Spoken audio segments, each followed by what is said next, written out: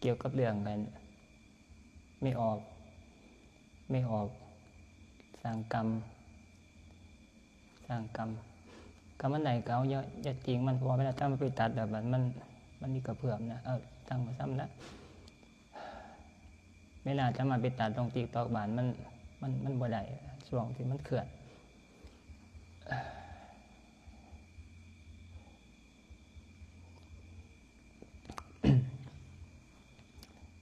บอกเกี่ยวกับเรื่องกันม้ากลับมาเกิดเป็นคนนะกลับมาเกิดเป็นคนแต่ว่าก่อนที่เราเรียกว่าจะบอกเกี่ยวกับเรื่องหลวงพ่อเปลี่ยนนะเป็นครูบาอาจารย์สำคัญเลยนะสายหลวงปู่มั่นลูกศิษย์หลวงปู่มั่นลูกศิษย์หลานศิษย์นะเกิดท่านหลวงพ่อเปลี่ยนหลวงพ่อบุญมากนะอำเภอแม่แตงนะแม่แตงแถวแม่แตงแม่ริมนะถ้ามาเคยไปกราบเพิ่นอยู่แต่ว่าไปกราบช่วงเพิ่นก่อนจะมรณภาพนะเป็นปูที่บำเพ็ญสายทั้งมันอภิญญาก็แม่นนะอภิญญาหัวจักบอกเข้ามาอภิญญาบอกบำเพ็ญสมาธินี่สิหัวจักกันเราเรื่องอภิญญานะเพราะเป็นสายที่มีฤทธิ์มีเดชนะบอกบำเพ็ญบอกสิเป็นโยมบอกสิเป็นพระนะมักเกี่ยวกับเรื่องฤทธิ์เดชนั่งสมาธิภาวนานี่สายนี่ที่มักแล้วก็หัวจักเกี่ยวกับเรื่องอภิญญาบ่ต้องเอาเรื่องเลขเลยเลขไปตัวนี้นะเลขเนี่ยไปฝันเราก็ได้ฝันถือฝันบ่ถือแม่นบ่แม่นก็เห็นแต่ว่าตัวอภิญญาเนี่ยมันเอาเรื่องอภินิหารไปเลยนะเนื้อควบคาดเดาของคนทั่วไปนะบ่สามารถที่จะคาดเดาถือนะเรื่องอภินิหารก็แม่นทรัพย์อภิญญานี่มีอยู่5อย่างหนึ่งก็คืออิทธิปาฏิหาริย์คุณวิเศษอภินิหารอิทธิฤทธิ์นะเห็นบ่ที่เฮาพากันเห็นข่าวนะเห็นข่าวหรือว่าเห็นเกจิดังๆเป็นใส่อิทธิปาฏิหาริย์นะสมัยหนึ่งหลวงปู่แหวนขึ้นไปที่เทิงกันก่อนขี้เมฆก็เจ้าขี่เครื่องบินไปก็เจ้าเห็นเป็นไปอยู่ตั้งกี่ฟ้าบ่นะจนออกข่าวตัวตอนสมัยตอนตะกี้นะสมัยตะกี้เห็นรูปเห็นเป็นอยู่ตั้งกี่ฟ้าบ่เป็นพระที่เรียกบ่ฮู้จักแต่ว่าเป็นพระผู้ใดแต่ว่าฮู้แต่ว่าเป็นหลวงตานะขี่เครื่องบินไปได้ดีจะได้นะเครื่องบินโดยสารนะโดยสารมองออกไปหน้าต่างนอกหน้าต่างเครื่องบินเห็นเป็นยืนเขาเลยอยู่ตั้งกันกี่ฟ้าเซ้ยนะเพิ่นก็ยิ้มใส่บานในเวลาลงจากเครื่องมาบานนี่เกิดความสนใจเกิดความสงสัยแม่นพระอิลีบอดสินะสงสัยถามผู้ใดไปถามคนนะเป็นไรเบิ่งรูปบานนี่นะไรเบิ่งรูปเขาก็รูปองค์นั้นองค์นี้ให้เบิ่งนะรูปพระนะที่เพิ่นดังๆเก่งๆไปเห็นรูปหลวงปู่แหวนก็สิเลยว่าองค์นี้แหละนะเห็นองค์นี้แหละอยู่อันทั้งกี่ฟ้าพุ่นนะทั้งกี่ฟ้าพุ่นนะจะคอยมีการนะเตือนตัวไปขึ้นมาแล้วก็เขาเจ้าไปสัมภาษณ์ออกหนังสือพิมพ์ออกยังสมัยตะกี้นะตอนเป็นบ่ได้เสียชีวิตนะนี่แหละเกี่ยวกับเรื่องอภินิหารนะสามารถเป็นไปได้เฮ็ดไปได้เป็นวิสัยของปกติในอภิญญาหนึ่งอิทธิปาฏิหาริย์ฤทธิ์นะแสดงฤทธิ์ได้นะดำดินห่อทั้งอากาศเฮ็ดได้เบิดนะเพราะว่าอาศัยจิตเป็นตัวอธิษฐานนะเข้าสมาธิเข้าอภิญญาเดี๋ยวก็สามารถอธิษฐานต่อการสิ่งใดก็สามารถที่จะเฮ็ดได้ตามความปรารถนาย่อให้เป็นหลายคนก็ได้ผู้หนึ่งนี่เฮ็ดให้เป็นหลายคนก็ได้นะเรื่องต้นนี้เป็นเรื่องที่มีนะหลากหลายบ่ได้ว่าจะต้องอยู่ในพุทธศาสนานะพวกข้าเจ้าฤาษีชีไพรเรื่องแม้แต่ญาติโยมพวกเขาบำเพ็ญเขาก็เฮ็ดได้เรื่องบ่นี้นะตัวนี้เกี่ยวกับเรื่องอภิญญา1แสดงฤทธิ์2ตาทิพย์นะตาทิพย์ก็หมายถึงว่าสามารถจะรู้เห็นว่าบุคคลที่อยู่ใกล้ๆเขาเฮ็ดอีหยัง กันจะเบิ่งลูกหลานเฮาอยู่เฮือนจังซี่เนาะนั่งอยู่วัดจังซี่มานั่งจำศีลจังซี่บ่ต้องเมื่อนะแนมกำหนดจิตเบิ่งอยู่วัดนี่แนมเห็นว่าผัวนี่เฮ็ดอีหยังแนมเห็นว่าเมียนี่เฮ็ดอีหยังแนมเห็นว่าลูกเฮ็ดอีหยังนะเบิ่งได้ฮู้ได้นะเพราะว่าจิตเฮาสามารถจะนะกำหนดไปเบิ่งได้แล้วเป็นเทวดาก็สามารถเห็นได้เบิ่งตลกก็สามารถเบิ่งได้นะตัวนี้เกี่ยวกับเรื่องตาทิพย์นะเกี่ยวกับเรื่องตามากับหูทิพย์นะอย่างที่สามสามารถหูจักได้ยินเสียง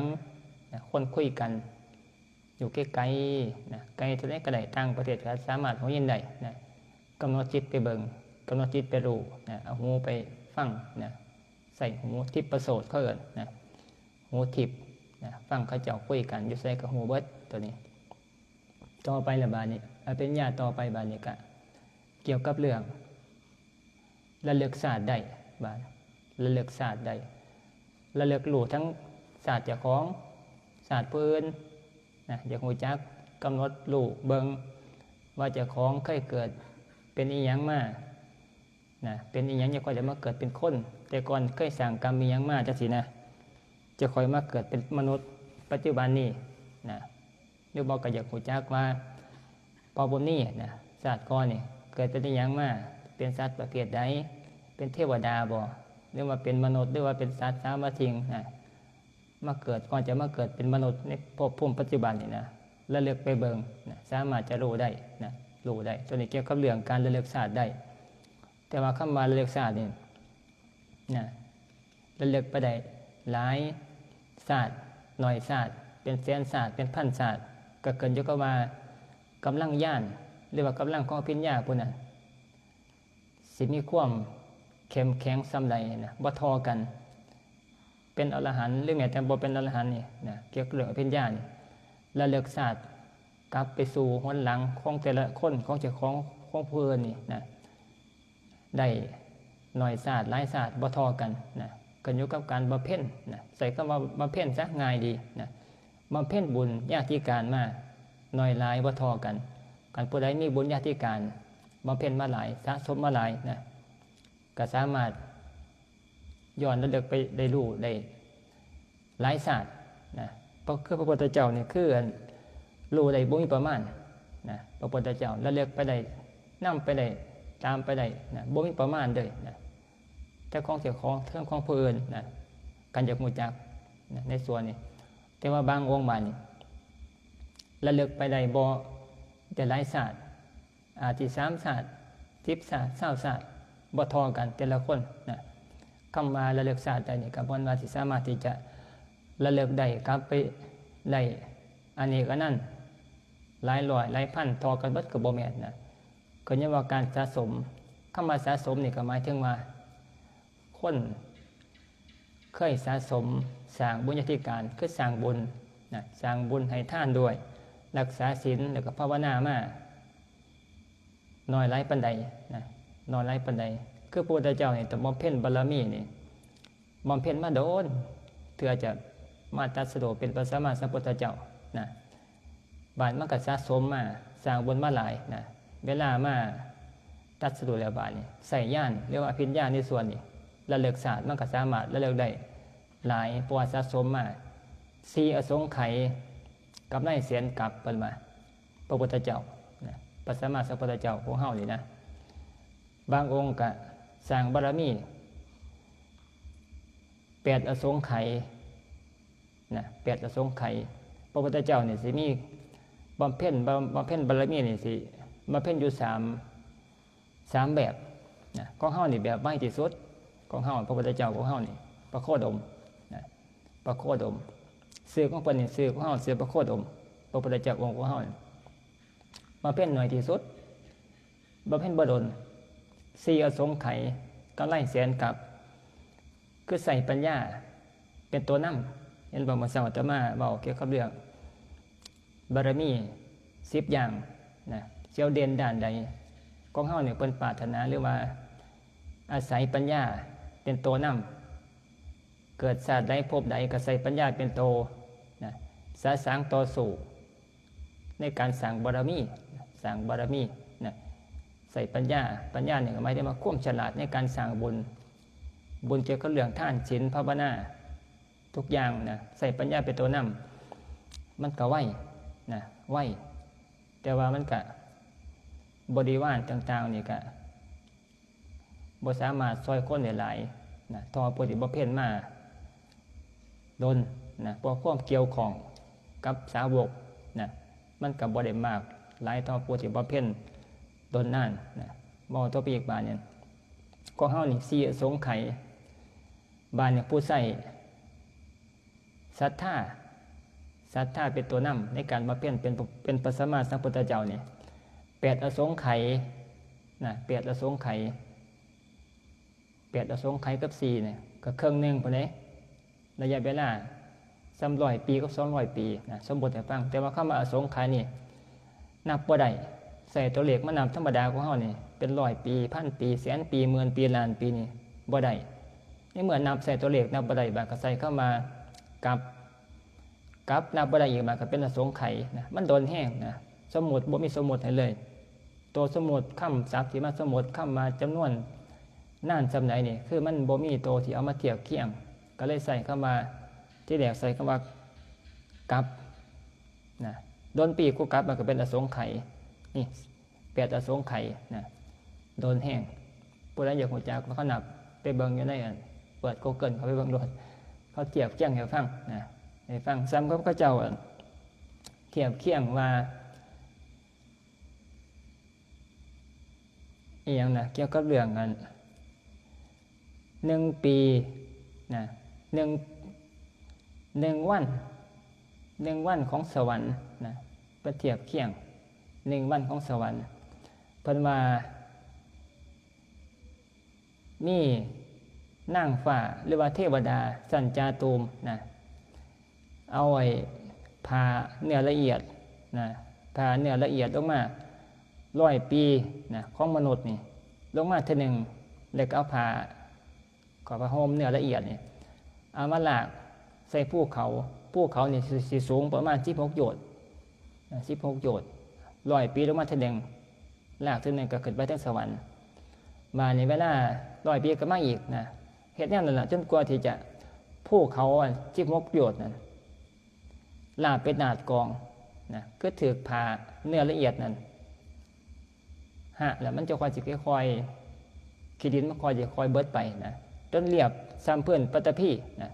นั่นน่ะเทียบเคียงมานั่นยังพอดีพอ1 ปีของเมืองสวรรค์นะมันเทียบเคียงเป็นวันคือเฮานับบ่ได้มันโดนแห้งนะเปรียบเทียบของไอ้สมบูรณ์ได้ฟังนะตัวนี้บันเว้ากับไปสู่เกี่ยวกับเรื่องอสงไขยอีกนะใส่ศรัทธาเป็นตัวนำสะสมอยู่ที่8อสงไขยนะจะค่อยสิบารมีเต็มแล้วบาดจะค่อยสิอธิษฐานลงมาตัดโตเป็นพระสัมมาสัมพุทธเจ้านะตัวนี้อย่างกลางเนี่ยอย่างกลางบาดอย่างซ่าสุดบาดแห่งบำเพ็ญโดนแห่งบาด16อสงไขยนะ16อสงไขยพระพุทธเจ้าบำเพ็ญแบบวิริยะตัวนี้ใส่ความเพียรเป็นตัวนำ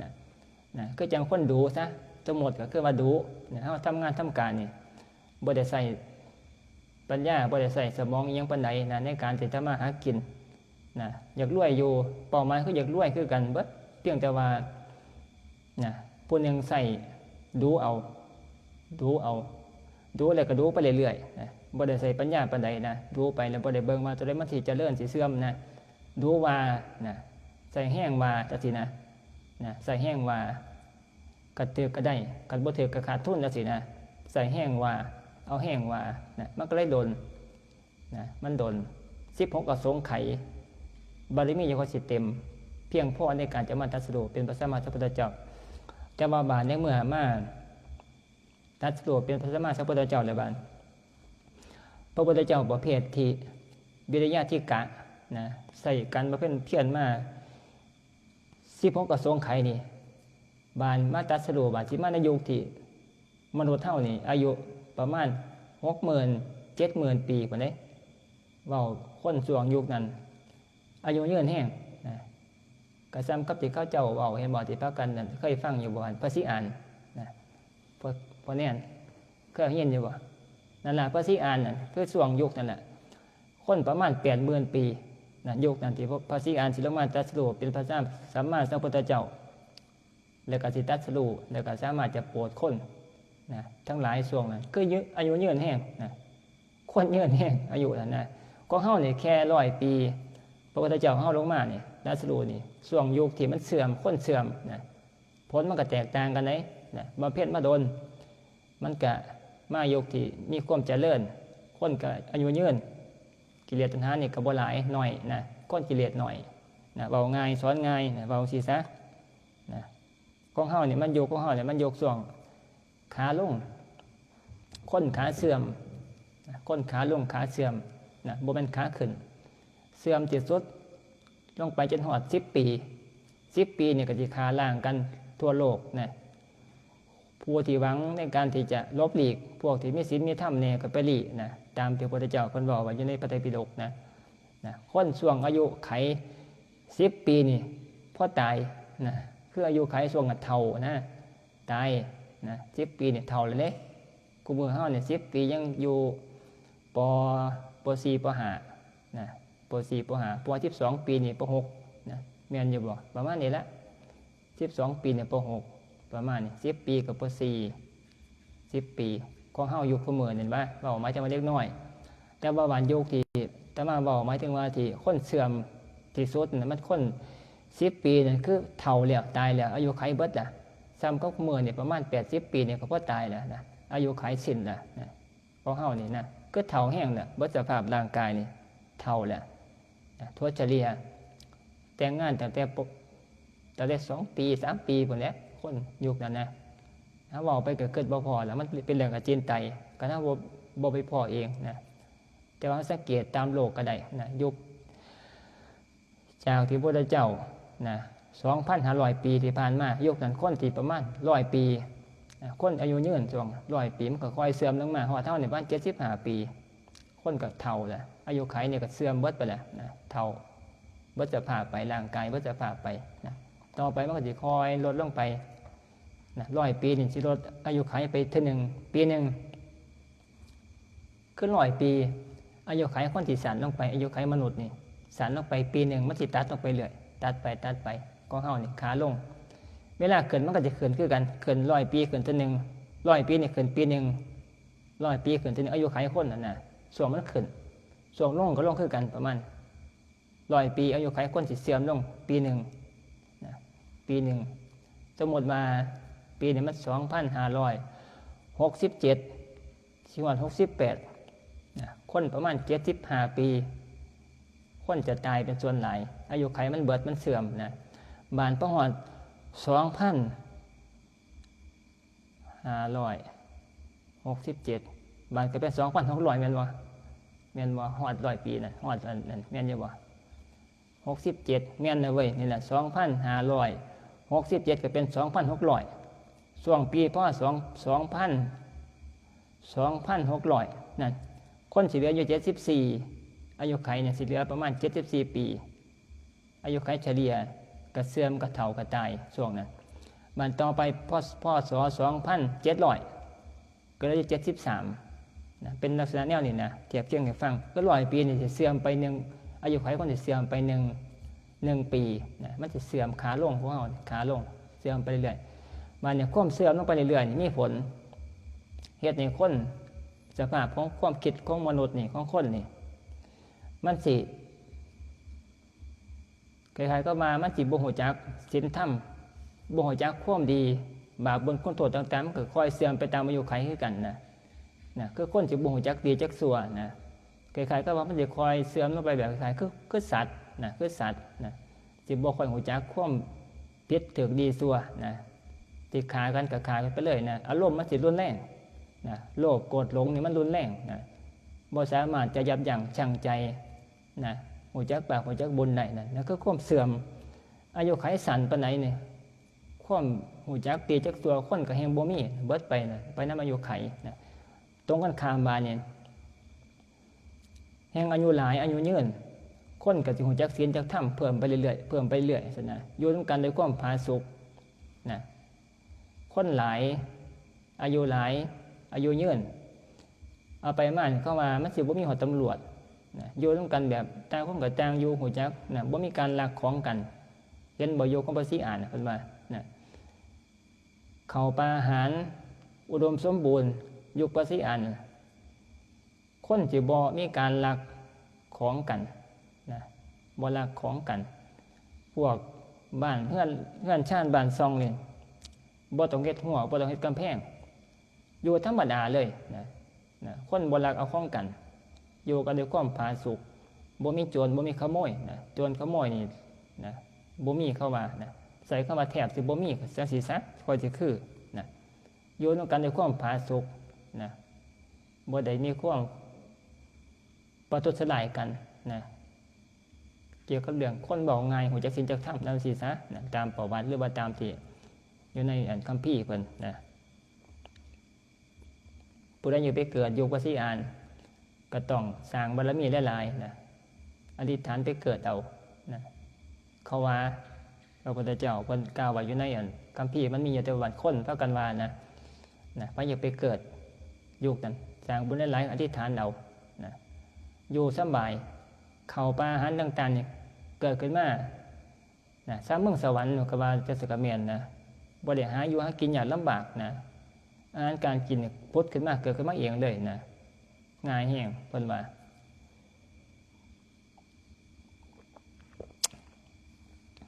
บาดนี้ว่าเกี่ยวกับเรื่องอภิญญาต่อบัดอภิญญาอย่างนะบางหันว่าเกี่ยวกับเรื่องการระลึกชาติได้นะ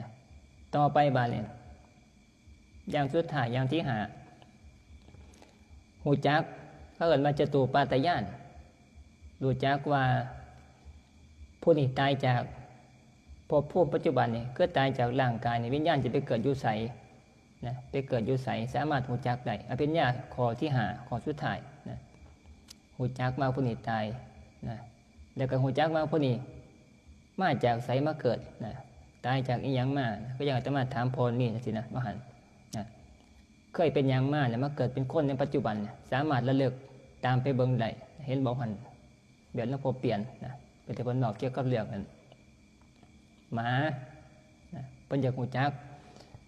เพิ่นก็ไปนั่งเข้าสมาธิแล้วก็กำหนดเพ่งนะเบิ่งเฉพาะหมามันก็สินำเป็นสายไปเลยนะเป็นภาพขึ้นมาเห็นนะของหมาพบชาติหมาที่เคยเกิดเป็นหยังมานะสนใจผู้ใดก็เพ่งใส่แต่ว่าต้องอาศัยสมาธิซะก่อนจิตเข้าสู่ความสงบเป็นอัปปนาสมาธิแล้วก็ถอยออกมาเนี่ยอธิษฐานจี้เข้าไปเบิ่งเฉพาะผู้ต้องการจะรู้นะก็สามารถเห็นได้นะเห็นได้เบิ่งได้เรื่องอภิญญาเรื่องอภิญญานะจังมาผู้ใดมาเพ่นสายสมาธินะสายอภิญญาเนี่ยมักบอกว่านี่ต้องมาเพ่นให้เก่งๆนะสายนี่สิมีความพิเศษอยู่อย่างหนึ่งก็คือการภาวนานั่งสมาธินะพวกมันสิทนนะทนท่านมักนั่งสมาธิ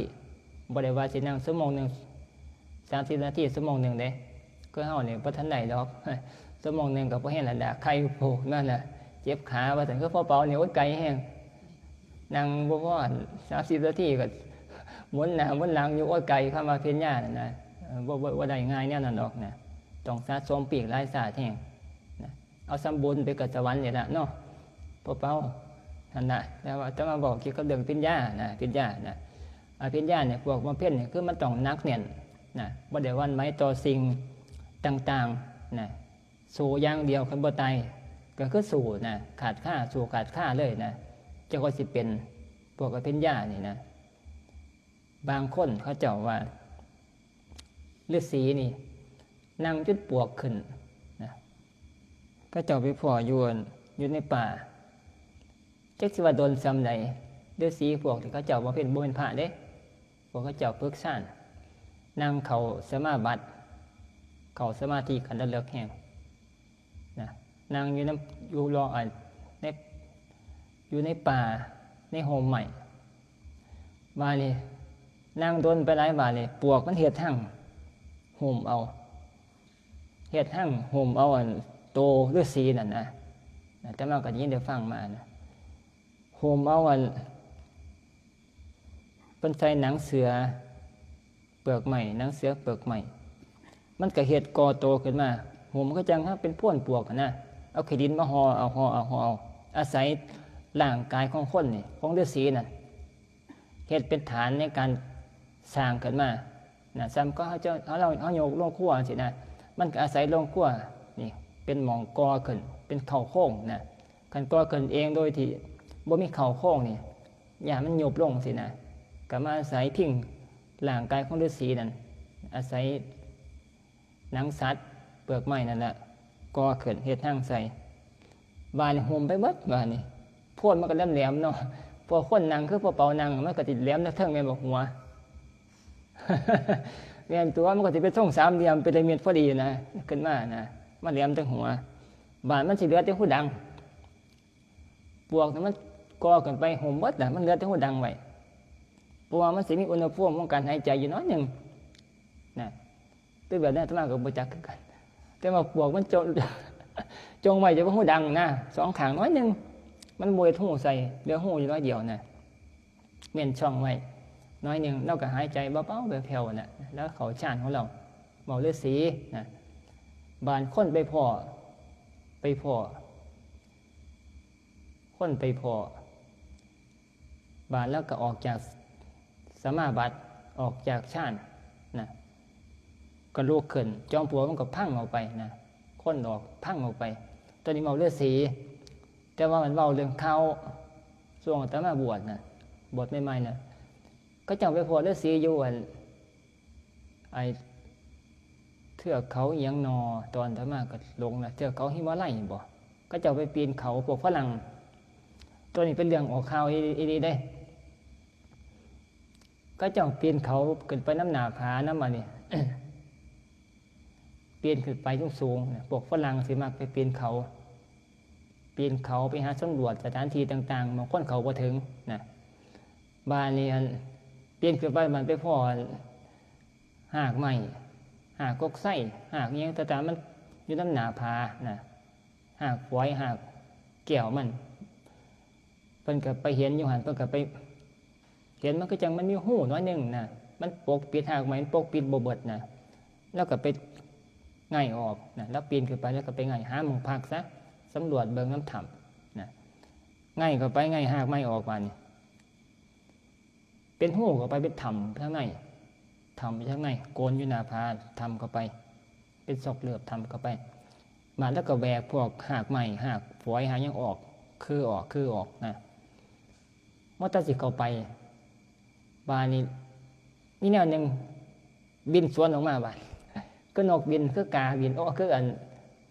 เกียร์บินนะบินสวนออกมาโมโหสิแล้วแบกหางไม้เข้าไป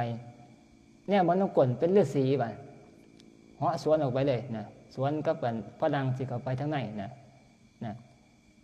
ฤาษีละหูโตใครๆก็มามันเกี่ยวกับเรื่องชาติมันติดป้องกันเกี่ยวกับเรื่องคันนี้คนไปลุกล้ำสถานที่ที่เรานั่งอยู่นะสิรู้โตขึ้นมาสิออกจากชาติออกมานะแล้วก็สิหูโตเราแหละคือฤาษีนะ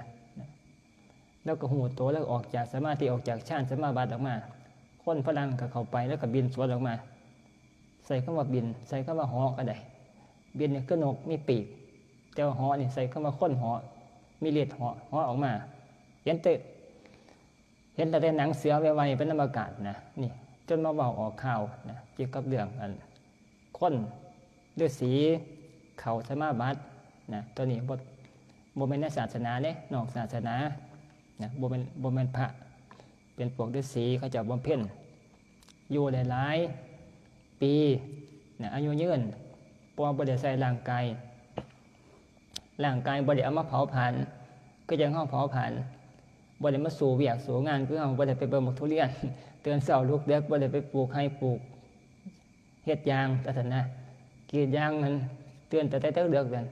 แต่ตี 2 ตี 1 ตี 2กรีดเที่ยงคืนจังซี่นะนี่มันสิเผาผลาญเฮ็ดให้ร่างกายมันเสื่อมไว้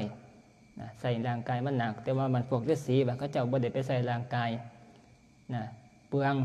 นะมันก็เลยสามารถที่จะเฮ็ดให้มันยืดนะอาศัยฌานสมาธิเป็นเครื่องดำรงอยู่นะร่างกายมันก็นั่งอยู่ซื่อเนาะนั่งเข้าฌานเข้าสมาธินะนั่งไปหลายวันหลายเดือนหลายปีไปนะ ร่างกายแทบสิบ่ได้มีการใช้งานอีหยังเลยนะหายใจเบาๆบานกับมีอำนาจของฌานสมาธิเป็นตัวรักษาธาตุขันธ์ธาตุสี่ดินน้ำลมไฟบ่ให้มันเสื่อมนะบางคนอยู่ได้นะเป็นหลายพันปีก็มีนะคนนี่แหละนะคนคือเฮานี่แหละแต่ว่าบ่เป็นฌานสมาบัติได้นะบัดอายุยืนนะอยู่ได้เป็นพันปีก็มีคือพระพุทธเจ้าเพิ่นว่าอยู่ได้เป็นกับก็ได้คือพระพุทธเจ้านะพระพุทธเจ้าเพิ่นว่าแต่ว่าเพิ่นยังบ่อยู่นะบ่อยู่บำเพ็ญวสีเก่าสมาธิกับสมาบัติให้มีความชำนาญก็อยู่ได้นะบอกเกี่ยวกับเรื่องสมาบัติพวกฌาน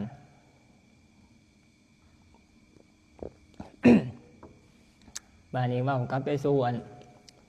นะกลับมาสู่แต่เฮาอยู่นี่นะ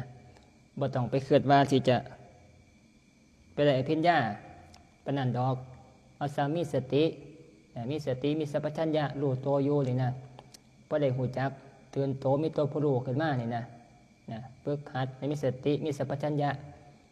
สามารถลำดับความคิดเจ้าของพอเป็นพอไปได้นี่ก็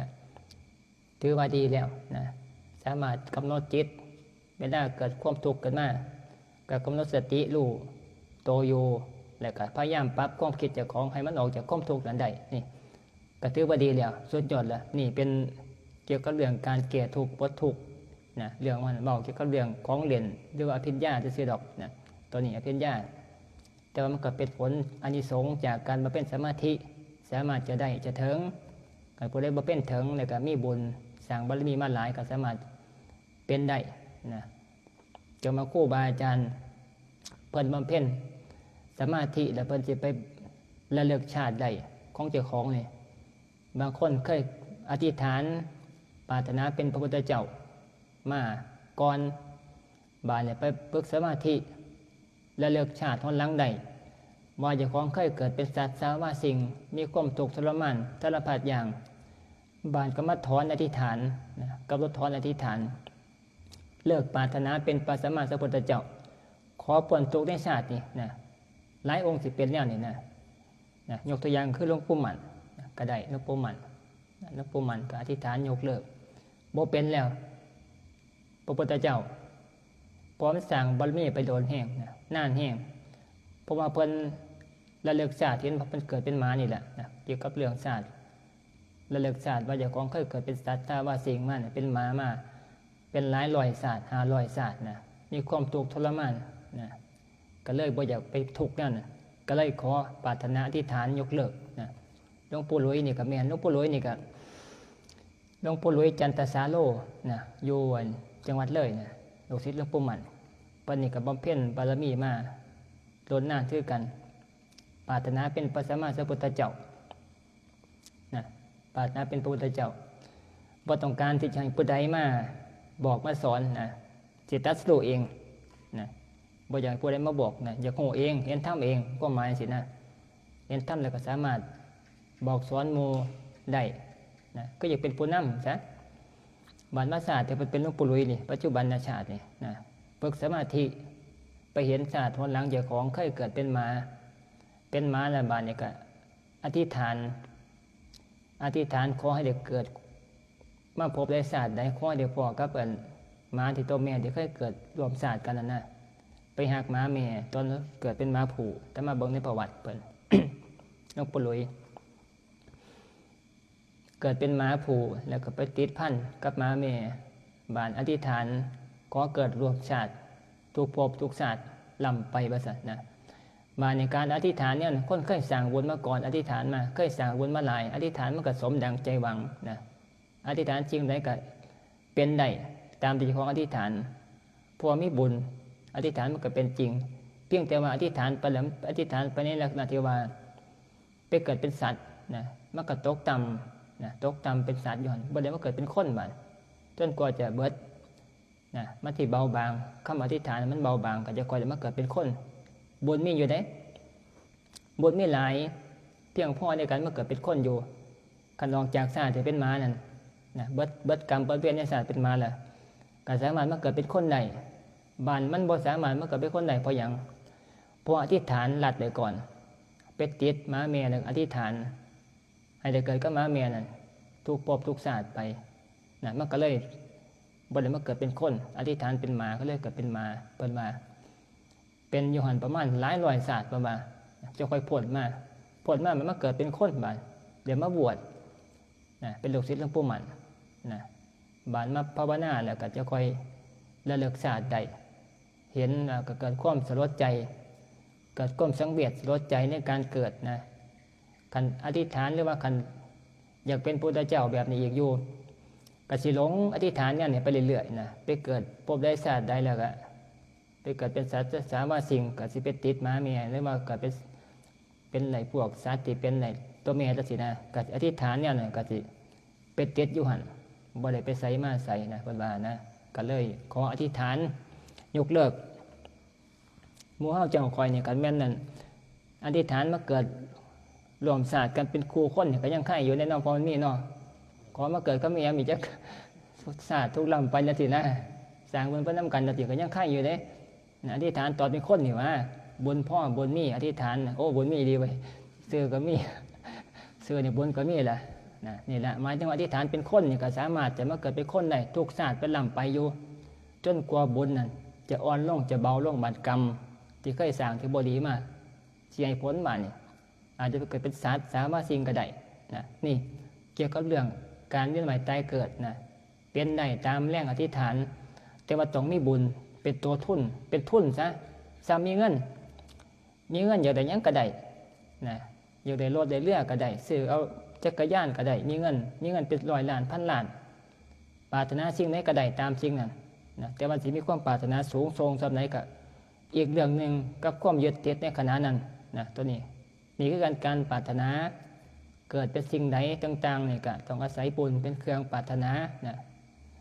แต่ว่าก็เกิดความหลงไหลความยึดติดในสิ่งใดก็ได้สิ่งนั้นนะบานเมากลับไปสู่หลวงปู่หลุยบาน หลวงปู่หลุยเป็นเหตุเนี่ยนะเพื่อก็ถอนแต่ว่าบานการถอนนี่ต้องเข้าอัปปนาสมาธิคณิกะนี่ก็บ่ได้ตัดบ่ได้อุปจาระนี่ก็ตัดบ่ได้หัวจักจะบ่ปอบเป่าสมาธิ3ขันบ่หัวจัก บ่เป็นสายสมาธินะเว้าสมาธิก่อนคั่นซั่นขันของสมาธิที่เพิ่นใช้ไว้จัดไว้ให้พวกสิเข้าใจนะคือคณิกะสมาธินะสมาธิแบบเฉียดๆนะจำที่เฮานั่งภาวนานี่ผู้ใดเคยเป็นนั่งไปแล้วจิตมันอยู่กับคำบริกรรมนิ่งกับคำบริกรรมคือมันบ่ฟุ้งซ่านบานจิตใจจะเกิดความปีติสุขขึ้นมาก็ตัวเบาตัวลอยจังซี่นะหรือว่าก็น้ำตาไหลจังซี่นะนี่ก็เกิดมาสมาธิเฉียดคณิกะสมาธิเข้าไปน้อยนึงสวยเอานะบ่ได้รู้จักรสชาติของความสงบรสชาติของสมาธินะสมาธิเฉียดบางครั้งก็ตัวร้อยตัวเบาก็มีนะก็จังหลวงปู่เสาเห็นบ่นั่งสมาธิอยู่นั่นอยู่ในกระต๊อบอยู่ในกุฏิมุ้งหญ้าบ่ได้รับตาอ้อนที่แรกรับตาอยู่บานมันลอยขึ้นก็สงสัยว่าเจ้าของนี่ลอยอีหลีบ่จังซี่นะในเมืองหูจักว่าเจ้าของมีความรู้สึกว่าเจ้าของลอยจริงบ่นะเป็นอันมามันบ่ได้เข้าลักษณะที่ว่าตัดขาดไปจากร่างกายเลยบ่รับรู้ร่างกายเลยนี่บ่แม่นฮู้อยู่ฮู้ว่าเจ้าของตัวลอยอยู่นั่นแหละเป็นคณิกาสมาธิบานมันลอยขึ้นไปอยู่ทั้งนั้นหลังคาอยู่ทั้งไผหญ้าเพิ่นก็เมื่อนตาแล้วบานก็ตกปุ๊กลงมาเพราะมันควบคุมบ่ทันได้ดีก็คุมบ่ทันได้เข้าใจบ่ก็มันเข้าออกบ่ทันได้แบบไปชำนาญนะเวลาออกเมื่อนตาออกมาบานจิตก็ความตกใจมันก็ตกลงมามันก็คลายออกจากองค์ของสมาธิตกลงมาใส่เพื่อนอยู่ในกุฏิกระดาษประเจ็บดากอยู่หลายหมื่นว่าซั่นนะหลวงปู่เสาตอนฝึกใหม่ๆว่าตอนฝึกใหม่ๆนั่นแหละเรียกว่าคณิกะสมาธิคณิกะสมาธิสิมีอาการปิติเกิดอยู่5อย่าง5อย่างเพิ่นว่าเกิดอาการขนพองสยองก้าวขนลุกสู้สั้นเพิ่นว่าคณิกะ ปิติบางครั้งก็เกิดคือจังตัวเย็นสู่ซาขึ้นมาคือจังกันนะคือจังฟ้าแลบเขาเอิ่นมาคือจังฟ้าร้องฟ้าแลบนะจักยังเป็นว่าหายางปิติหายางนะนั่นละความหมายนั่นแต่ว่าให้เข้าใจว่ามันจะมีอาการเย็นเบากายเบาใจนั่นแหละปิติตัวนี้คณิกาสมาธิจิตเฉียดตัวนี้ผู้ใดบำเพ็ญเนี่ยก็เป็นได้พุทธคนตัวนี้มาแต่เด็กเขามาส่วนเพื่อขัดนั่งสมาธิเนี่ยเพียงแต่ว่ากำหนดพุทโธให้มันอยู่กับพุทโธนะลมเข้าก็ว่าพุทลมออกก็ว่าโธนะจดจ่ออยู่เนี่ยนี่แป๊บเดียวมันก็เกิดนะเกิดขึ้นมาเป็นอาการปิติคณิกะสมาธิตัวนี้สมาธิแบบเฉียดต่อไปบัดสมาธิขันกลางเคลื่อนว่าอุปจารสมาธิอุปจารสมาธินะตัวนี้มันสิเป็นลักษณะที่ว่ามันสิละคำว่าพุทโธออกไปนะที่แรกคณิกานี่สิมีพุทโธอยู่ได้เห็นลมเข้าลมออกอยู่บริกรรมพุทโธพุทโธนี่เห็นลมเข้าลมออกอยู่นะก็สามารถเกิดอาการโตเบาจิตเบาได้แต่ว่าบันคณิอุปจารสมาธิดิบันนะมันสิปล่อยว่างคำบริกรรมนะคือมันสิคิดบ่ออกนะมันสิหยุดความคิดความฟุ้งซ่านความปรุงแต่งคำว่าพุทโธเนี่ยมันสิหายไปสิเหลือเฉพาะจิตที่ละเอียดนะบานสิเป็นนิมิตบานอุปจารสมาธินี่สิเป็นนิมิตนี่แหละมองเกิดนิมิตอยู่มองนี่แหละอุปจารสมาธินะผู้ใดมีนิสัยเกี่ยวกับเรื่องนะพวกมณีมานะมักรู้มักเห็นมาแต่เขาสู่อุปจารสมาธินี่สิเห็นนิมิตขึ้นมาเห็นมันก็จะมาว่าครูบาศาสตร์ที่แล้วมาปลอกวันจะมาพิกาย แล้วเห็นอยู่ปีหนึ่งปุ่นไหนเตือนสิแก่ได้เดี๋ยวก็เห็นพญานาคเดี๋ยวก็เห็นนั่นเห็นโบสถ์เนี่ยเห็นกำแพงวัดเนี่ยนั่งเข้าไปจิตสงบหรือเปล่ามันสิเห็นนะเกิดมาเองโดยที่เขาบ่ได้ปรารถนาหรือว่าบ่ได้อยากเห็นบ่ได้ยังต่างๆมันเกิดก็มาเห็นเองมันนะขันหลงเนี่ยก็ติดไปเลยตามเบิ่งไปเรื่อยๆนะเห็นเกี่ยวกับเรื่องเล่าต่างๆเรื่องเทวดาบางเรื่องผีบางเรื่องพญานาคบางนี่นะบ่ต้องเรื่องเอื้อนไกลพระนี่ก็เป็นธรรมดาเฮาที่น้ำเฮาก็เห็นนะเรื่องมันนี่นะเกี่ยวกับเรื่องอุปจารสมาธิเห็นนิมิตขันผู้ใดมีนิสัยอยากเห็นเลขก็เห็นอยู่มื้อนี้แหละเข้าใจอยู่บ่เห็นเลขอยู่นี่แหละแต่ว่าสิจริงเนี่ยบ่จริงจริงแท้บ่แท้บ่จักมันเป็นอีกเรื่องนึงเรื่องเห็นนี่เห็นจริงอยู่แต่ว่าเห็นแล้วสิ่งที่เห็นนี่เป็นเรื่องจริงบ่นะตัวนี้บ่นะบ่แน่นอนบางครั้งก็จริงบางครั้งก็บ่จริงนะบ่จริงนะตัวนี้เพราะมันบ่ทันได้ชำนาญนะมันเป็นเรื่องของความปรุงแต่งภายในก็สามารถที่จะกระตุ้นให้เห็นได้ต่อไปบัดสมาธิอย่างที่3บัดอัปปนาสมาธิตัวนี้เป็นบาดฐานที่ได้เกิดอภิญญานะอภิญญาต้องเข้าสู่อัปปนาสมาธิตัวนี้สิโตหายได้บัดนะลมหายใจสิหายนะกายนี่ก็หายความรู้สึกว่ามีกายนี่หายไปเลยเหลือเฉพาะจิตดวงเดียวบัดเป็นอุเบกขาเนี่ยว่างอยู่นะไปเสวยความสุขอยู่ภายในจิตว่างเป็นอุเบกขาอยู่นะนิ่งอยู่รู้อยู่สว่างอยู่อย่างเดียวเลยนะนิ่งอยู่นั่นแหละนะจนกว่าจะเบิดนะถึงเวลามันสิออกมาเองมันเบิดกำลังของสมาธิมันถอยออกมานั่นแหละหลวงปู่หลุยใส่ตัวนี้แหละเข้าสู่อัปปนาสมาธิซะก่อนเข้าไปชาร์จแบตเตอรี่เต็มที่สมมติเดี๋ยวฟังเข้าไปชาร์จไฟเต็มที่มีกำลังเต็มที่ออกมาสู่อุปจารสมาธิแล้วบัดก็อธิษฐานขอถอนความปรารถนาดังเดิมที่เคยปรารถนาเป็นพระสัมมาสัมพุทธเจ้ามันก็ค่อยตัดขาดได้ตัดความปรารถนาในขาดสะบั้นไปได้บานจะค่อยสามารถจะบำเพ็ญนะสู่โสดาบันสกทาคาอนาคาแล้วก็อรหันต์ได้นะจะค่อยจะเกิดมาเกิดผลในชาติปัจจุบันคันตัดคำอธิษฐานนั้นบ่ได้มันก็บ่สามารถจะบรรลุธรรมเป็นโสดาบันสกทาคาอนาคาได้อรหันต์ได้นะเพราะนี่ความคำว่าอธิษฐานนั้นอธิษฐานใส่บุญอธิษฐานใส่บารมีอธิษฐานอยู่นะมันเป็นตัวกลางกันไว้นะมันก็เลยเป็นตัว กลางกันมรรคผลนิพพานนะนี่แหละเพิ่นก็จะค่อยสามารถจะบรรลุธรรมได้ในศาสตร์นี่ตัวนี้หมอหลวงปู่หลุยนะการอธิษฐานตัดขันมาเกิดเอาเสื้อเนี่ยมันบ่ได้นะบ่ได้บ่มีกำลังต้องเขาอัปปนาเสียก่อนแล้วก็ค่อยตัดนะตัดจะค่อยสามารถตัดนั้นได้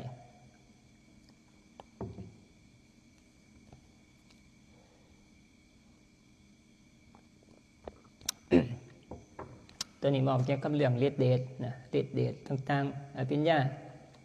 นะมีแต่โยมข้าเจ้าก็เป็นโยมจำศีลพวกพระกรุงเทพจะมักเป็นแต่ไม่เนี่ยจะมาเคยบอกตัวของเงินโยมไปปฏิบัติธรรมนั้นหลวงพ่อจิตทนนะว่าจะนั่งสมาธินโมได้10 นาทีหนึ่งโตร้อยขึ้นไปพูดทุกฝ่าคนเนี่ยแล้วมาเห็นโยมพระกันนั่งโมนั่งอยู่แล้วเหมือนพระล้านเห็นเจ้าของร้อยขึ้นไปผู้เดียวนะมันก็ตกใจก็ค่อยประคองลงมาก็ค่อยลงมา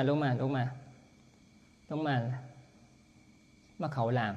ตอนนั้นจิตออกนะจิตออกนะนั่งมันสงบแล้วก็เป็นไปตามนิสัยวาสนาที่เคยสร้างมาคนแต่ละคนสร้างมาบ่คือกันบางคนสร้างมาสายฤทธิ์สายเดชบางคนสร้างมาด่านปัญญาใส่ปัญญาเป็นตัวนะเป็นตัวปฏิบัติตัวเป็นตัวสร้างบารมีบ่ได้หวังว่าจะมีฤทธิ์มีเดชจะพ้นทุกอย่างเดียวนะเอาไม่ไหวพ้นทุกเอาอย่างเดียวนะใส่ปัญญาเป็นตัวนำนะสินะเวลามาบำเพ็ญมันกับบ่มีฤทธิ์บ่มีหยังนะก็ยกกับความปรารถนาและมานิสัยของแต่ละคนบ่คือกันนะแต่ว่าพวกสายมักทำเพียรมักเพียรภาวนาฝึกสมาธินะเขาชาญพวกมันนี่ส่วนมากสิมีฤทธิ์เดชนะแต่ว่าน้อยมากบ่เท่ากันนะมันก็กลับไปสู่เกี่ยวกับเรื่องหลวงพ่อเปลี่ยนนะเพิ่นบอกเกี่ยวกับเรื่องบาปกรรมภพชาติการเวียนเกิดเวียนตายนะเอาฟังเพราะได้เอาไปเป็นข้อคิดนะในการที่จะเกิดความกลัวนะในการกระทำความผิดในการทำกรรมผิดการล่วงละเมิดศีล5 ข้อนะการล่วงละเมิดไปแล้วก็ไปตกสู่บาปกรรมภพที่ตกต่ำนะคือเปิ้นไปบิณฑบาตนะอยู่ภาคเหนือกับข้าเจ้าใส่บาตรกับภาคเฮาบ่คือกันเด้แต่มาเคยไปภาคเหนือไปทุดงค์นะของเฮานี่เวลาพระไปบิณฑบาตนี่ย่อมเห็นพระมาบิณฑบาตนี่สิฮู้จักว่าพระสิมาเวลาใดบางคนนี่ก็ไปนั่งเก้าอี้ท่าถือจานข้าวหรือว่าของที่จะใส่บาตรน่ะเตรียมนั่งรอท่าพระมาเนี่ยก็ไปนั่งท่าใส่เลยนะนี่คืออีสานเฮาเป็นแนวนี้นะแต่ว่าภาคเหนือบาดนี่เขาบ่ได้มาท่าพระเด้พระไปท่าโยมแต่มาไปยืนถ่ายอยู่เป็น10 นาที3 นาทีก็มีก็สั่งบ่ได้กินข้าวเด้นะบอกอยู่น้ำหมู่บ้านนะพวกเจ้าเขาเด้บ่ได้บอกอยู่ในตัวอำเภอนะบอกอยู่น้ำไปน้ำหมู่บ้านคือบ้านฮะไต่บ่แต่มาบ่ได้ไปไต่แล้วบ่ฮู้จักไปคล้ายกันว่าสิแม่นบ่จักเพราะว่าเขาเจ้าบ่ได้ถ่าบ่ได้มาถ่าพระแต่ว่าพระไปถ่าโยมบ่คือเฮาเนาะหากินยาก ไปฝากเอื้อนหากินยากนะคัสันบ่ได้กินเขาอีแล้วนะเมื่อวานเฮาเลยโอ้ยทาพระอุมบาทไปแล้วก็เจ้าทาเฮาโอ้ยก็ง่าย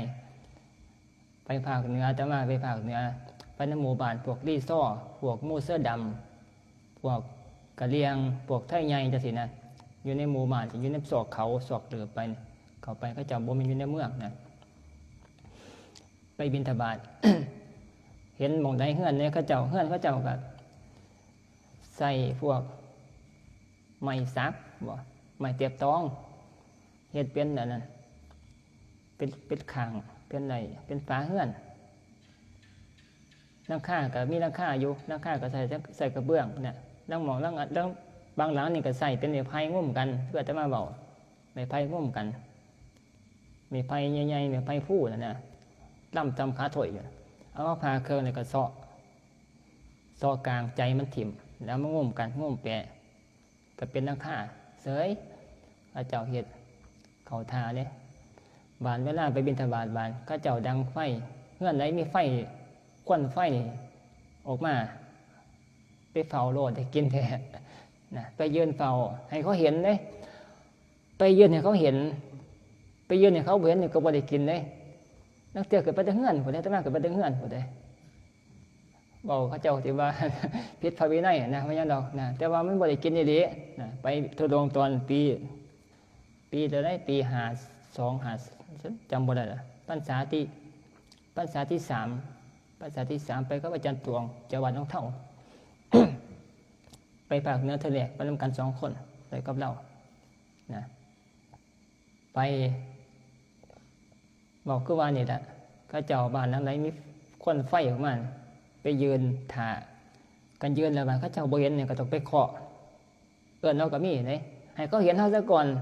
คันเขาเห็นเขาก็เสยของเขาอยู่หั่นน่ะเฮาก็ท่าโดนบ้านต้องเฮ็ดให้เขาฮู้จักว่าเฮามายืนท่าเขายังคอยสิหาแนวมาใส่บาตรนะกันของเขาบ่ทันสุกเขาเจ้าก็ว่าโต๊ะเจ้ารอก่อนนั่นน่ะโต๊ะรอก่อนนะทายเขาสุกซะก่อนดังไฟหุงเขาจะคอยไปขวดเขาใส่ถ้วยใส่จานมาเอามาใส่บาตรนะใส่บาตรในห้องพวกไม้นั่นนะนั่นละหากินยากพวกไม้นั่นพวกพยาบาลเขาบ่เดินพยาบาลคือเฮาเด้เขาเอิ้นว่าแม่หลวงพ่อหลวงนะพยาบาลนั่นนะหมู่บ้านเอิ้นว่าแม่หลวงพ่อหลวงบางหมู่บ้านก็มีแม่หลวงเป็นนั่นหัวหน้าบางหมู่บ้านก็มีพ่อหลวงนะเป็นผู้คุมดูแลหมู่บ้านขันฐานะก็คือหมายถึงว่าผู้ใหญ่บ้านนั่นแหละบ้านเฮาเอิ้นก็มาผู้ใหญ่บ้านแต่ว่าเขาเจ้าเอิ้นแม่หลวงพ่อหลวงนะกินจืดปลูกผักกาดอันนี้ไว้เวลาก็กินผักกาดเอามาต้มพัดเล็กๆหน่อยกินกับเขาเจ้ากินแนวนั้นน่ะเขาเจ้าบ่ได้กินเค็มกินนัวคือเฮาข้าวกับข้าวบ้านผูหมูเลี้ยงหมูไว้แต่ขากินมาเขาเจ้าพวกกะเลียงนั่น หมูจีดนะผูกขาหนึ่งไว้แต่จะดังเงินน้ำขีดสีกนะผูกไว้ผูกแม่นไว้ลูกมันกับโบไปใสเลี้ยงไว้ถึงข้าวไว้หน้าเทศกาลไว้นั้นต่างมากกับไปขามากินนะกับว่าผัดใส่ผักกาดขัดที่ว่าผัดนี่กับโบปันไหนดอกน้ำมันกับโบค่อยไหลปันไหนนะก็ต้มก็ลวกเอานี่นะบาดกินนี่ข้าวแห้งเคยใส่บาดแต่มากินแต่มากินยากแห้งเด้อต้องอาศัยมาคันได้พวกอาหารพวกเจ้าเขามาเนี่ยต้องได้มาจักห่อ2 ห่อนี่ เอามานี่เอาเครื่องปรุงมันนี่นะได้พวกอาหารข้าวเจ้ามาพวกต้มพวกผักกาดพวกแกงพวกผัดหมูต่างๆเอามาบาดเอามาใส่นี่หม้อหัวหิวอันเดียวเกินมาหม้อโหทุกอย่างเอามารวมกันเบิดเลยเขาไม่ได้แยกเลยเขาเอาถ้วยมาถือถ้วยกับไก่มากระเดมาพระเฮากับไปพักอยู่วัดห่างเนาะมันก็จะมีหม้อหัวหิวก็มีหัวหิวถือหม้อผู้องค์สุดท้ายถือหม้อไปเนี่ยไปนั่งถือหม้อไปทาใส่กับเขาบาดจีใส่เฉพาะเขาจะขวดเอาจานมาแล้วก็เอาช้อนมานะเขาจะขวดเคลียใส่มีจักองค์กับเคลียใส่บาตรนะบานกับเขาเจ้าก็สิใส่ถ้วยกับไก่มาตั้งแกงบ้างตั้งพัดกับอย่างบ่มีถุงเด้เอาใส่ถ้วยมาสิมาใส่ในบาตรผู้เดียวก็บ่ได้ติล่ะก็ต้องเอาใส่ในหม้อที่หูผู้สุดท้ายหิวนะหม้อห่อเอิ้นหม้อห่อทุกอย่างเทใส่หม้อเดียวกับฮอดบาตรบาดนี่ฮอดหม้องภาคบาดนี่ก็มาต้มดังไฟขึ้นหาเพื่อนภูเขาเอามาดังขึ้นเอากับเขาเอามาตั้งไฟเสียก่อนเขาสั่นข้าวกินบ่ได้เฮาคนอีสานไปกินก็เขากินยากแห้งข้าว บ้านเนี่ยเขาได้มาจากห่อ2 ห่อให้ดีแห้งบ้านเอาเครื่องปรุงมันเป็นตัวดับข้าวนะเทใส่ข้นก็พวกอาหารต่างๆมาก็มันห่อนเอามาแบ่งกันใส่บาตรเฝ้าตักแล้วก็เฝ้าฉันก็สั่นมันเย็นมามันข้าวกินบ่ได้สิหากนั่นน่ะไปภาคเหนือกินแนวนั้นนะอยู่กับการกินการนี่ก็เขาเจ้าก็อยู่ได้แต่ว่าเฮาภาคอีสานเฮาไปเฮากินเข้มกินนัวคือยอมต่อยนี่ไปกินอาหารเขาเจ้าก็แต่มากินบ่ได้ดอกเพิ่นนี่กินเผ็ดกินจัดจ้านแฮงเห็นว่าตำเจียวแต่ว่าหูจักเลยว่าเจียวบ่ได้ตำเจียวอันบองเพิ่นนั่นโอ้ย จำซุยน้อยหนึ่งเพชรอยู่ปโดนหนึ่งนะแล้วกินเพชรแห้งแน่นอนแห้งอันละนะหมายถึงว่าเฮาอีสานเฮากินนัวกินเค็มกินเผ็ดกินหวานนะก็เจ้ากินจืดๆนะมีแต่เกลือใส่เกลือเป็นเครื่องปรุงนะก็เจ้าอยู่แนวนั้นนะพวกลีซ้อพวกกะเลียงพวกมูเซอร์ดำนะพวกไทยใหญ่บอกอยู่ในพวกภูเขาอยู่ตามภูเขาเด้บาดกลับไปสู่หลวงพ่อเปลี่ยน นี่แหละเพิ่นเลยไปบิณฑบาตเพิ่นไปอยู่ภาคเหนือนี่แหละนะมาเพิ่นอยู่ภาคเหนือบานเวลาเพิ่นไปบิณฑบาตบานที่แรกมันก็หมาแม่ตัวนั้นมันก็ออกมาใส่บาตรน้ำเจ้าของนะผู้หญิงน่ะเป็นเจ้าของบ้านเป็นผู้หญิงนะหมาตัวนั้นก็เป็นหมาแม่มาใส่บาตรนะหมาก็มานั่งเฝ้านั่งแนมเบิงเจ้าของมันใส่บาตรบานมาต้องไปบานนี่ก็เจ้าของบ่เห็นมันมาถ่าหลวงพ่ออยู่ประจำมานั่งถ่าอยู่ข้างทางนะเพิ่นย่างมาบิณฑบาตมันก็มานั่งถ่าบานเห็นเพิ่นมาบานมันก็เรียนไปเอื้อนเจ้าของหมานั่นละเย็นนี่ไปเอื้อนนั่นเจ้าของอยู่ในครัวนะว่าตอนนี้มีพระมาบิณฑบาตแล้วนั้นไปบอกเจ้าของมันนะเจ้าของฮู้จักว่าหมามาบอกก็จะค่อยแนมไปเบิ่งว่าเห็นพระเห็นหลวงพ่อเปลี่ยนยืนอยู่ถ่าบิณฑบาตนะจะค่อยเอากับเขามาใส่เอาเขามาใส่นะเป็นแนวน่ะประจำทุกมื้อนะทุกมื้อฝนตกบานเนี่ย ฝนตกกะมานั่งตากฝนนะคือมานั่งตากฝนถ่ายอยู่หมู่เก่านั่นแหละนะเพิ่นไปบิณฑบาตเพิ่นก็กางจ้องไปนะมันก็มานั่งถ่าเพิ่นนะนั่นเพิ่นมาแล้วมันก็แล่นเข้าไปในครัวอยู่บัดไปบอกเจ้าของมันอีกไปเฮาบอกไปดึงขาบขาส่งขาอันสินนะบอกว่าพระมาเนี่ยเจ้าของก็จะค่อยออกมาใส่บาตรบาตรนี่เป็นอยู่หลายมื้อหลายวันหลวงพ่อก็เลยเกิดความสงสัยนะนะว่าม้าตัวนี้มันเป็นจะได้นอมันคือมานั่งถ่านั่งเฝ้าถ่าใส่บาตรนะแนมอยู่นะเจ้าของมันใส่บาตรมันก็แนมมันหลวงพ่อเพิ่นอยู่นะเป็นอาการที่ลักษณะที่ว่าพิเศษนะบ่คือม้าทั่วไปนะเวลาเพิ่นกลับไปสู่บ่องที่พักภาวนาเพิ่นก็เข้านั่นละเข้าอัปปนาสมาธิเข้าสมาธิแล้วก็กำหนดจิตเพ่งไปเบิ่งไอ้หมานะใส่เข้ามาดำริซะก็แม่นคือความคิดจะเบิ่งนะอาศัยฐานสมาธิเป็นเครื่องกำลังแล้วก็เข้าสู่ฐานแล้วบานก็กำหนดเพ่งไปเบิ่งไอ้หมาตัวนี้ว่ามันเป็นยังไงนอไปเห็นแล้วก็ไปเห็นเป็นไอ้นะเป็นภพชาติก่อนนะว่าหมาตัวนี้เคยเกิดเป็นอย่างนะหมาตัวนี้ในชาติก่อนเนี่ยเกิดเป็นนักศึกษาเพิ่นว่านะนักเรียนได้ผัวเป็นครูใหญ่เพิ่นว่าเด้ผัวนี่เป็นครูใหญ่ก็ยุคเก่าตัวเป็นครูใหญ่ตะกี้ผัวแล้วเนี่ยเป็นครูใหญ่เราเนี่ยเป็นนักเรียนประมาณม.6 ว่าซั่นนะกันสิเทียบเคียงจากกันยุคก็เหมือนนะ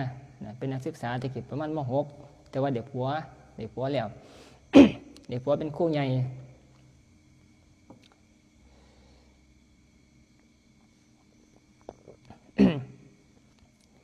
บ้านนี้เวลาผัวครูใหญ่เนี่ยไปสอนนักเรียนไปโรงเรียนไปสอนนักเรียนเพิ่นก็ไปเอา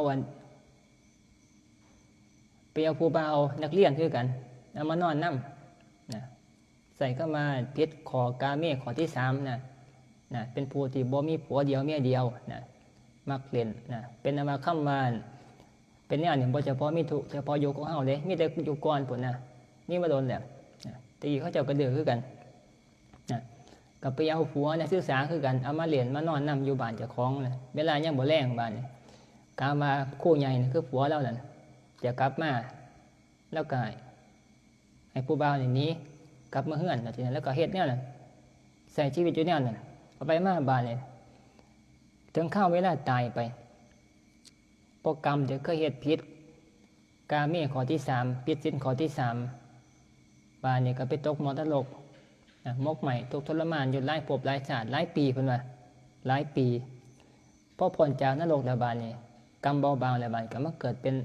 หมาบาดเพิ่นว่าเกิดเป็นหมา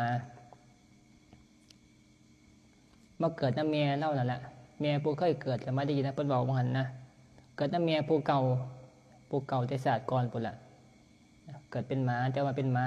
แม่นี่ก็ยังเป็นคนอยู่คือเก่าแต่ว่าเล่านั้นมาเกิดเป็นหมาบัดเกิดเป็นหมาแล้วบัดก็มาใส่เข้ามาเจนล่ะใส่เข้ามาจะเกิดเป็นคนก็บ่จักเนี้ยเห็นพระก็อยากทำบุญอยากสร้างบุญจากพ้นจากความเป็นหมานะก็เลยมานั่งเฝ้าน้ำเจ้าของน้ำเมียใส่บาตรค่อยติดตามค่อยบอกแม่เวลาแม่บ่เห็นพระให้มาใส่บาตรแต่ว่ามันก็เว้าบ่ได้จัดสาว่าสิ่งก็บ่สามารถที่จะเว้าได้จะแสดงออกโดยท่าทางได้ซ้ำมันล่ะซ้ำสัตว์ล่ะในส่วนแต่ว่าคือความคิดล่ะคือคิดว่าที่จะอยากพ้นจากบาปจากกรรมเห็นพระแล้วก็อยากสร้างบุญอยากทำบุญแต่ว่าก็บ่สามารถจะเฮ็ดได้เฮ็ดได้ซ้ำที่เป็นสัตว์ก็คือเป็นนางเฝ้านางเบิ่งไปเสิร์ช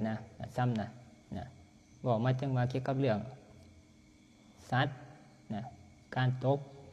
หมอนรกการมาเกิดเป็นสัตว์สาวาชิงตัวนี้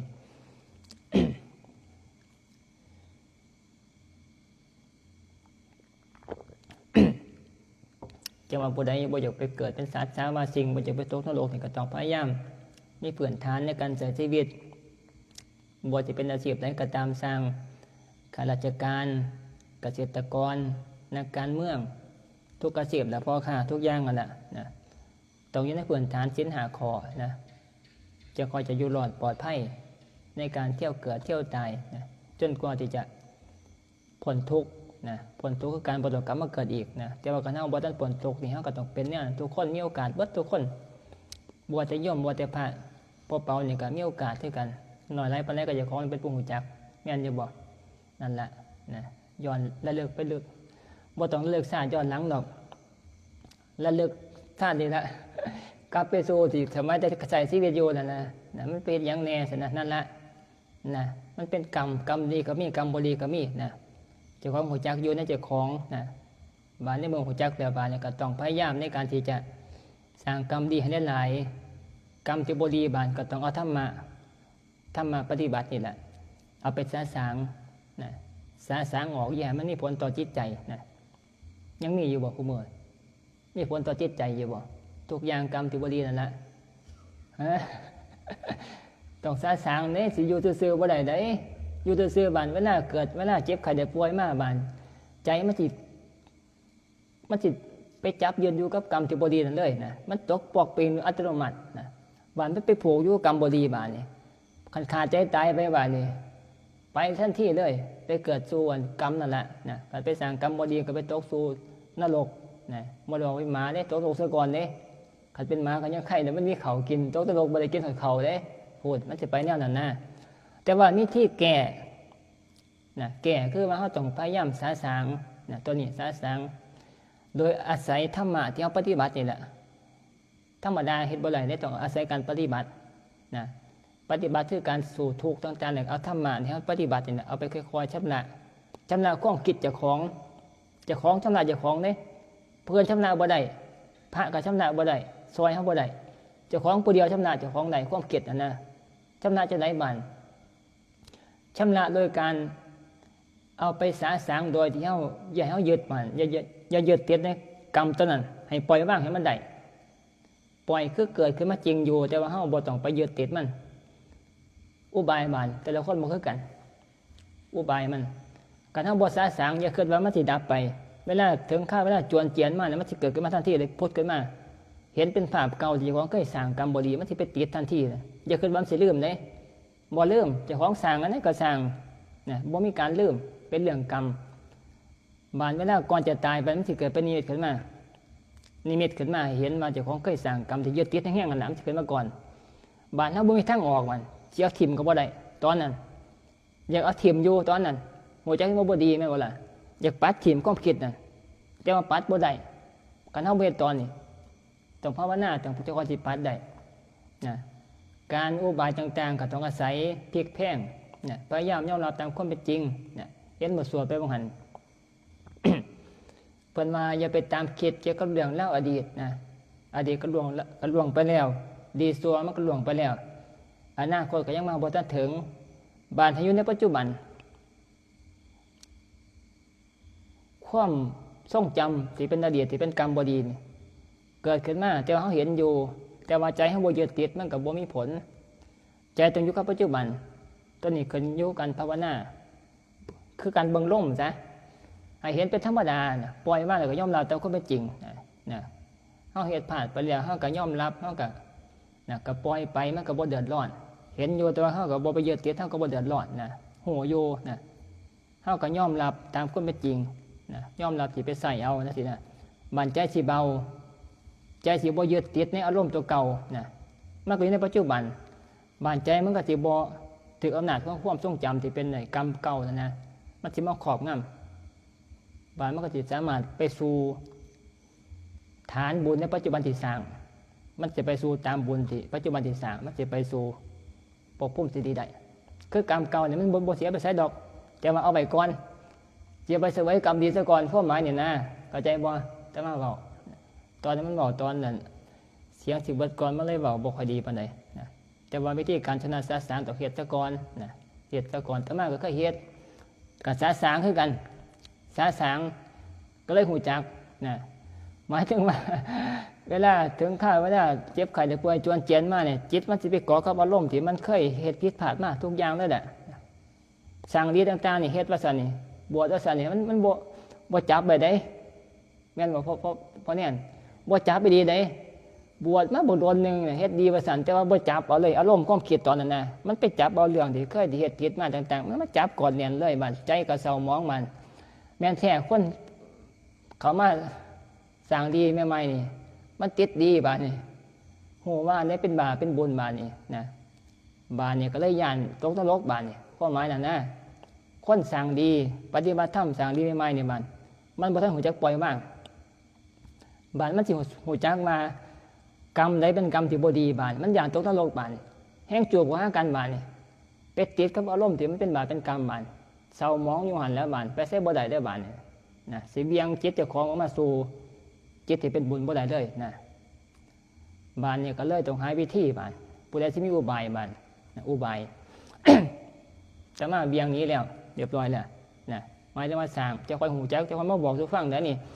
เคล็ดอยู่หม่องนี้ทุกคนสร้างบุญก็สร้างดีปานนี้ก็สร้างใครผู้ใดเคยสร้างกรรมที่บ่ดีบานสิเบี่ยงจิตได้บ่เวลาฉุกเฉินเวลาเกิดข้าวเจ็บไข้ได้ป่วยมาเวลาจิตตายดีนั่น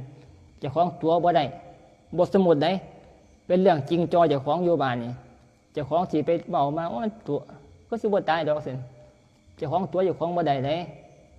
บานเนี่ยเมื่อตอนนั้นละบานนี่สิเห็นว่าเจ้าของสิไปจังไดมาจังไดนะกรรมดีกรรมชั่วสิเขามาสารพัดตั้งแต่ตอนนั้นบานจิตใจสิยึดอันแนวใดเป็นยึดในปัจจุบันน่ะก็สามารถยึดเกี่ยวกับเรื่องจิตใจที่มีเคยสร้างดีไว้นะเกิดไปสู่สวรรค์คันไปกอดกรรมบ่ดีไว้บ่ปล่อยกันตายฆ่ากันมันก็ไปสู่ภพภูมินรกตัวนี้แน่นอนสร้างดีปานนี้ก็สร้างมันบ่เอานะมันบ่จับไว้นะเข้าใจบ่นะเว้าเรื่องการให้ทานมันเข้าบ่ถึงรักษาศีลนี่ก็เข้าบ่ถึงคือมันบ่ยึดเลยนะมันไปยึดเอาแต่กรรมบ่ดีนะต้องอาศัยการภาวนาอย่างเดียวต้องอาศัยสติแล้วก็มาพยายามจอยในปัจจุบันซะก่อนคือการเบิ่งลมบาดเอาลมเป็นตัวจุดศูนย์กลางปรับสมดุลดึงมันมามีเฉพาะการเบิ่งลมเบิ่งกรรมฐานเท่านั้นสิดึงมาก็เบี่ยงออกมาจากจุดนั้นได้เบี่ยงออกมาคันเบี่ยงมาได้บาดมันก็ง่ายปัญหาคือเบี่ยงออกมาถอยออกมาจะได้ตัวนี้นะสิเฮ็ดได้บ่นี่ล่ะปัญหามันอยู่ตรงนี้เฮาผู้ภาวนาผู้ปฏิบัติธรรมมันสิติดแนวนี้แหละนะหมายถึงว่ากรรมที่บ่ดีมันก็มีอยู่หั่นล่ะแต่ว่าเฮาสิไปใส่กรรมดีซะก่อนนะก็หมายนั่นกรรมบ่ดีก็มีแต่เอาไว้ซะก่อนถอยไปซะก่อนเอากรรมดีซะก่อนจะเคยสร้างนี่นะบุญในการภาวนาไปเกิดสวรรค์ซะก่อนนะในส่วนมันก็สิปกปิดเกี่ยวกับเรื่องกรรมบ่ดีนะอาตมาก็เลยเว้าไว้บอกไปมากกับพ่อสมควรจบบ่จบจ่อย